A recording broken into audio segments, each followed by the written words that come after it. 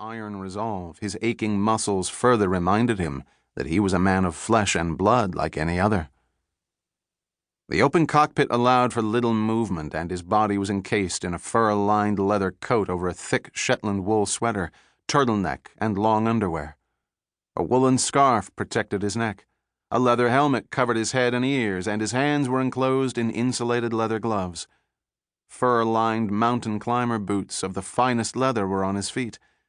Although he was dressed for polar conditions, the icy cold had penetrated to his bones and dulled the edge of his alertness. This was a dangerous development. The Moran Saunier was tricky to fly and required undivided attention.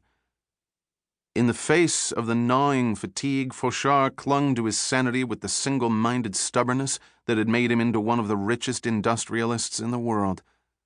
Fierce determination still showed in his flinty gray eyes and the stubborn tilt of his craggy chin.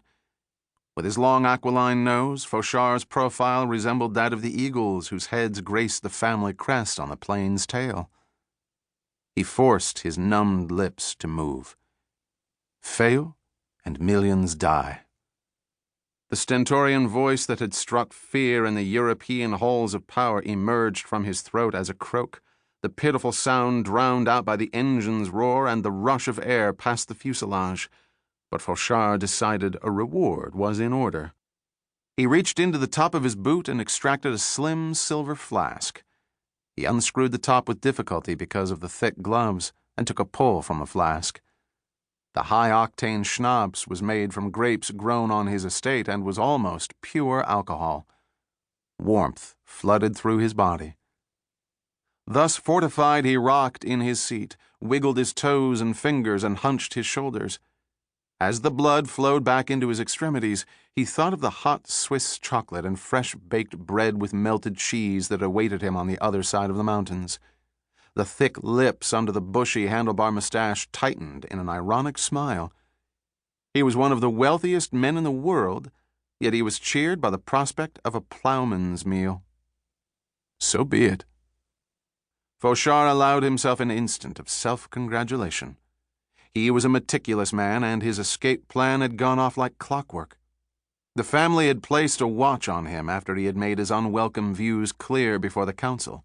But while the council had pondered his fate, he'd evaded the watchers with a combination of diversion and luck. He'd pretended to drink too much and told his butler, who was in the pay of his family, that he was going to bed. When all was quiet, he had quietly left his bedroom chamber, slipped out of the chateau, and made his way to where a bicycle was hidden in the woods.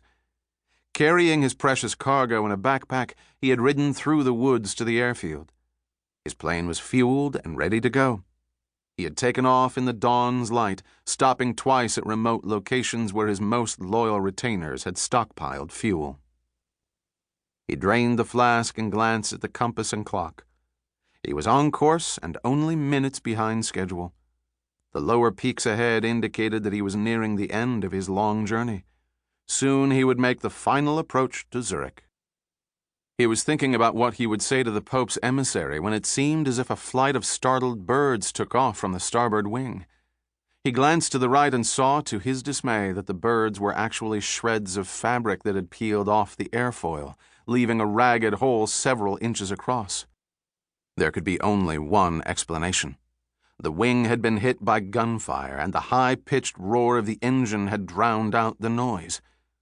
Reacting instinctively, Fauchard banked the plane left, then right, twisting and turning like a swallow in flight. As his eyes scoured the skies, he glimpsed 6 biplanes flying in V formation below him. With uncanny calm, Fauchard switched off his engine as if he were preparing to volplane to the ground in an unpowered landing. The Moran Saunier dropped like a stone. Under ordinary circumstances, this would have been suicidal, placing him in his adversary's gun sights. But Fauchard had recognized the attacking planes as aviatics. The German-built plane of French design was powered by a Mercedes inline engine and had originally been built for reconnaissance. More important, the machine gun mounted in front of the gunner could fire only upwards. After a fall of a few hundred feet, he gently adjusted the elevator and his plane came up behind the aviatic formation. He lined up his plane's nose.